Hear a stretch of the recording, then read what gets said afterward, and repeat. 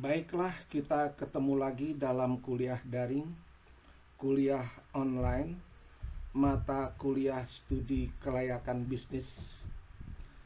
Karena kuliah kita ini kuliah daring dan menggunakan media YouTube, diharap Anda untuk mengklik subscribe dan tanda lonceng di channel YouTube ini demi kelancaran pelaksanaan proses belajar mengajar kita selanjutnya.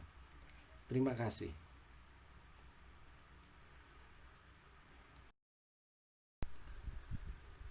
Studi kelayakan bisnis, kuliah kelima, aspek teknik dan teknologi.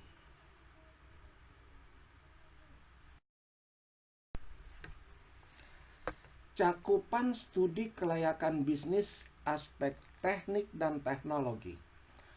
Tujuan studi aspek ini adalah untuk meyakini apakah secara teknis dan pilihan teknologi rencana bisnis dapat dilaksanakan secara layak atau tidak layak, baik pada saat pembangunan proyek atau pada saat beroperasi.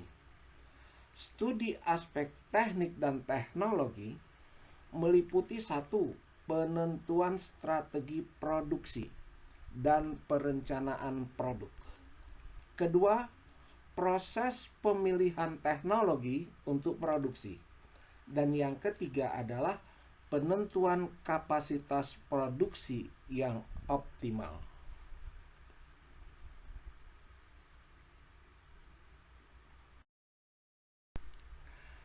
Keempat, letak pabrik dan layoutnya dan tata letak usaha dan layoutnya. Kelima, rencana operasional dalam hal jumlah produksi. Keenam, rencana pengendalian persediaan bahan baku dan barang jadi. Ketujuh, pengawasan kualitas produksi baik dalam bentuk barang ataupun jasa.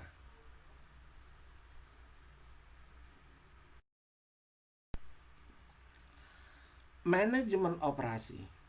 Manajemen operasi adalah suatu fungsi atau kegiatan manajemen yang meliputi perencanaan, organisasi staffing, koordinasi, pengarahan, dan pengawasan terhadap operasi perusahaan.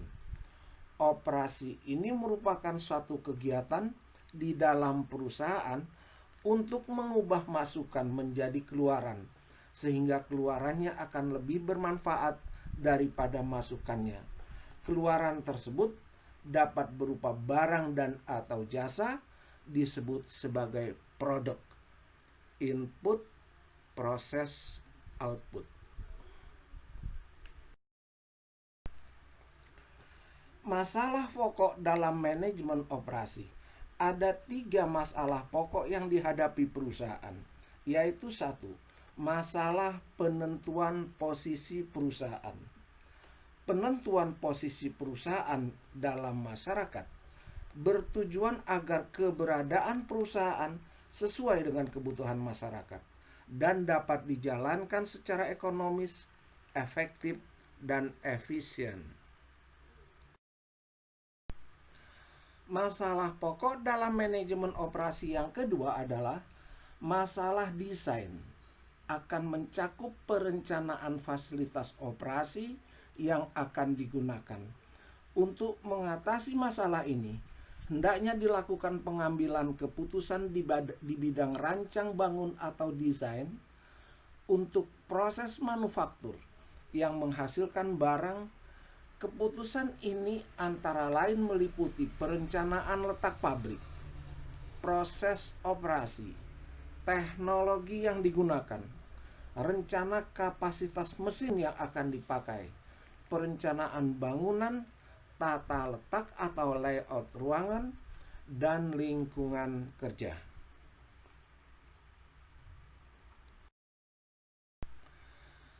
Masalah pokok dalam manajemen operasi yang ketiga adalah masalah operasional. Timbul biasanya pada saat proses produksi sudah berjalan. Untuk proses manufaktur yang menghasilkan barang, keputusan terhadap masalah operasional ini antara lain rencana produksi, rencana persediaan bahan baku, penjadwalan kerja pegawai, pengawasan kualitas, dan pengawasan biaya produksi. Masalah proses produksi dan operasi. Persoalan-persoalan dalam proses produksi atau operasi ternyata cukup banyak dan kompleks. Untuk perusahaan manufaktur, persoalan dalam proses tersebut dikelompokkan sesuai dengan masalah manajemen operasional tersebut di atas sebagai berikut. 1. Pemilihan strategi produk. Kedua, pemilihan dan perencanaan produk. Ketiga, perencanaan kualitas. Pemilihan strategi produk. Agar barang atau jasa yang diproduksi akan memenuhi kebutuhan konsumen, biasanya didahului dengan suatu kegiatan penelitian pasar atau pemasaran. Dari masukan penelitian pasar dan pemasaran ini dapat ditetapkan macam-macam produk yang menjadi alternatif untuk dibuat. Selanjutnya akan dikaji pula kaitannya dengan aspek-aspek yang lain seperti aspek keuangan dan seterusnya.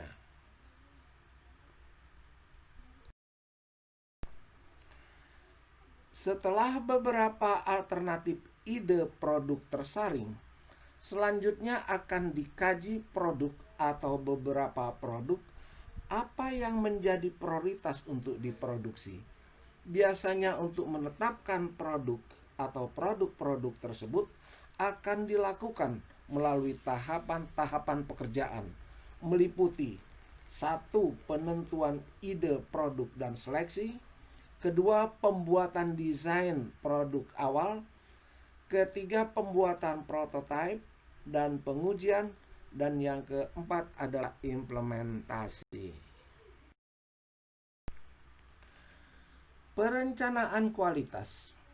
Kualitas produk merupakan hal penting bagi konsumen. Perusahaan hendaknya menentukan suatu tolak ukur rencana kualitas produk dari tiap dimensi kualitasnya. Dimensi kualitas produk dapat dipaparkan sebagai berikut. A. Produk berupa barang. Menurut David Garvin yang dikutip Vincent Gaffer, menentukan dimensi kualitas barang dapat dilakukan melalui 8 dimensi seperti berikut ini.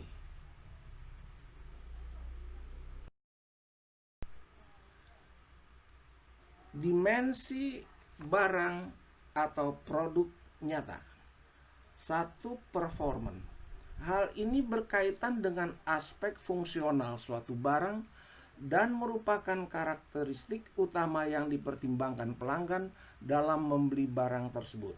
Yang kedua, fitur, yaitu aspek performance yang berguna untuk menambah fungsi dasar berkaitan dengan pilihan-pilihan produk dan pengembangannya.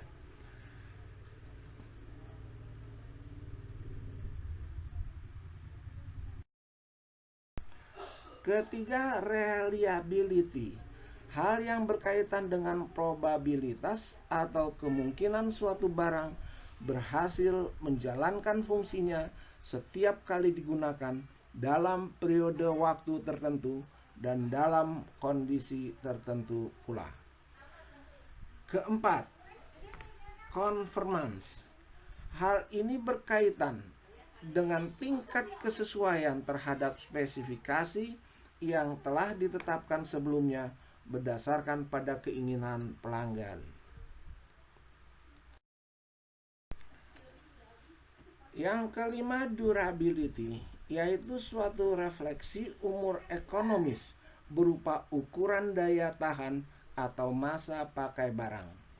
Keenam, serviceability, yaitu karakteristik yang berkaitan dengan kecepatan, kompetensi, kemudahan, dan akurasi dalam memberikan layanan untuk perbaikan.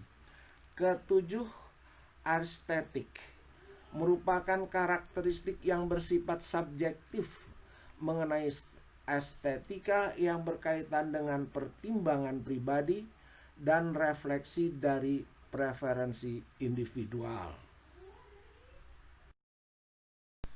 Dan dimensi yang kedelapan adalah fit and finish, suatu sifat subjektif berkaitan dengan perasaan pelanggan mengenai keberadaan produk tersebut sebagai produk yang berkualitas.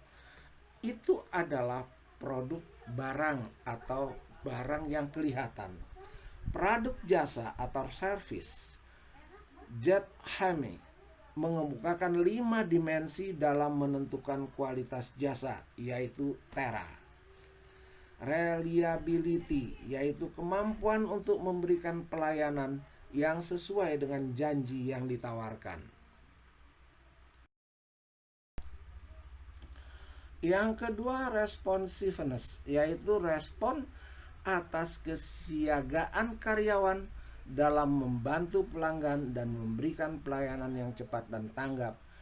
Ketiga, assurance, meliputi kemampuan karyawan atas pengetahuan terhadap produk secara tepat, kualitas, keramah tamahan, perhatian, dan kesopanan dalam memberikan pelayanan, keterampilan dalam memberikan informasi.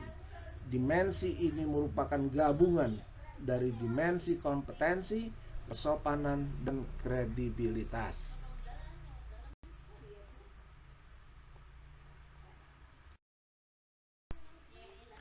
Keempat, empati, yaitu perhatian secara individual yang diberikan perusahaan kepada pelanggan, seperti kemudahan untuk menghubungi perusahaan, kemampuan karyawan untuk berkomunikasi dengan pelanggan, dan usaha perusahaan untuk memahami keinginan dan kebutuhan pelanggannya.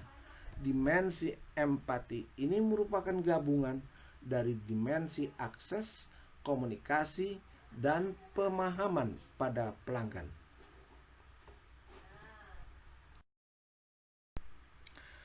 Dimensi terakhir adalah dimensi yang kelima, tangible, meliputi penampilan fasilitas fisik seperti gedung dan ruangan, front office, tersedianya tempat parkir, kebersihan, kerapihan dan kenyamanan, kelengkapan peralatan komunikasi, dan penampilan karyawan. Pemilihan teknologi. Berkaitan dengan pemilihan teknologi, biasanya suatu produk tertentu dapat diproses dengan lebih dari satu cara, sehingga teknologi yang dipilih pun perlu ditentukan secara jelas. Patokan umum yang dapat dipakai misalnya adalah dengan mengetahui seberapa jauh derajat mekanisasi yang diinginkan dan manfaat ekonomi yang diharapkan. Rencana kapasitas produksi. Kapasitas didefinisikan sebagai satu kemampuan pembatas dari unit produksi untuk berproduksi dalam waktu tertentu. Kapasitas dapat dilihat dari sisi masukan atau input dan keluaran atau output. Rencana kapasitas produksi dalam rangka studi kelayakan bisnis, aspek teknis dan teknologi ini tergantung beberapa pilihan sistem, antara lain skala ekonomi, yang kedua adalah fokus fasis.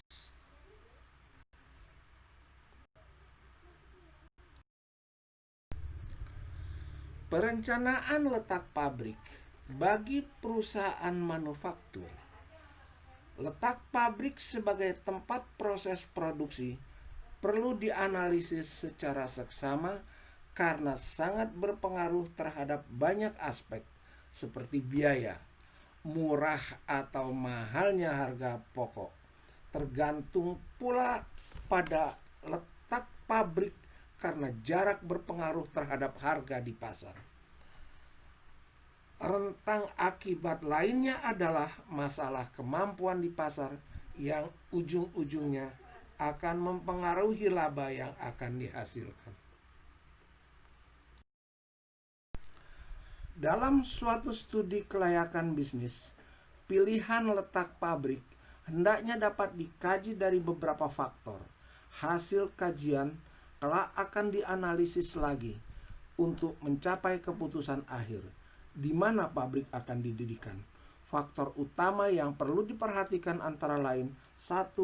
Letak konsumen potensial atau pasar sasaran yang akan dijadikan tempat produk dijual. Yang kedua, letak bahan baku utama. Dan yang ketiga adalah sumber tenaga kerja. Keempat, sumber daya seperti air, kondisi udara, tenaga listrik di sekitar pabrik adalah penting bagi proses produksi agar tidak terganggu, sehingga faktor-faktor ini perlu dipertimbangkan secara seksama. Kelima, fasilitas transportasi yang memadai untuk memindahkan bahan baku ke pabrik dan memindahkan hasil produksi dari pabrik ke pasar. Dan yang keenam, fasilitas untuk pabrik. Ketujuh, lingkungan masyarakat sekitar yang akan mempengaruhi aktivitas pabrik secara positif maupun negatif. Dan yang kedelapan adalah peraturan pemerintah, misalnya dalam hal kawasan berikat dan AMDAL. Perencanaan produksi. Perencanaan jumlah produksi. Aktivitas produksi hendaknya direncanakan dengan baik agar jumlah produksi yang dihasilkan tidak terlalu banyak atau terlalu sedikit. Dalam industri manufaktur, ada beberapa faktor utama yang akan mempengaruhi perencanaan jumlah produksi perusahaan yang biasanya dijadikan sebagai pembatas jumlah produksi yang akan dihasilkan.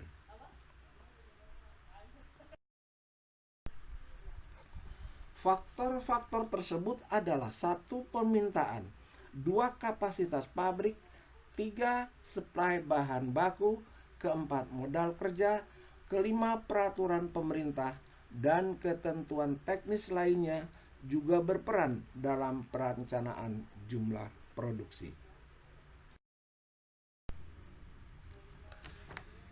Manajemen persediaan. Persediaan barang biasanya digunakan untuk mengantisipasi permintaan konsumen yang meningkat secara tajam atau untuk mensuplai kekurangan bahan baku. Hal-hal yang pokok yang perlu dikaji dalam rangka studi kelayakan bisnis antara lain adalah: 1. Penentuan jumlah order, 2.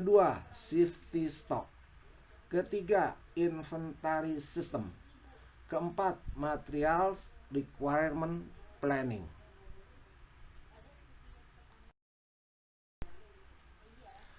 Pengawasan kualitas produk.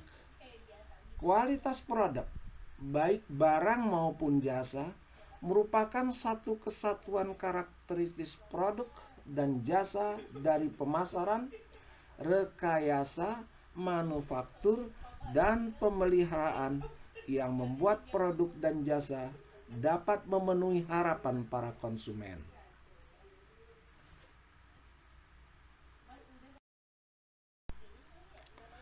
Pengendalian kualitas. Pengendalian kualitas, aktivitas ini dilakukan pada tahap operasi. Langkah-langkah yang dilakukan ialah: 1. Evaluasi performansi aktual. 2. Membandingkan performansi aktual dengan sasaran yang direncanakan. 3. Mengambil tindakan terhadap penyimpangan. Perbaikan kualitas. Aktivitas ketiga dari trilogi ini adalah bertujuan untuk mencapai tingkat yang lebih baik daripada sebelumnya. Untuk sesi ini kita tidak ada latihan, tidak ada pemecahan soal. Anda pelajari saja baik-baik melalui paparan slide maupun melalui YouTube ini. Sekiranya kurang jelas, dengarkan YouTube ini berulang kali untuk lebih memahami materi ini.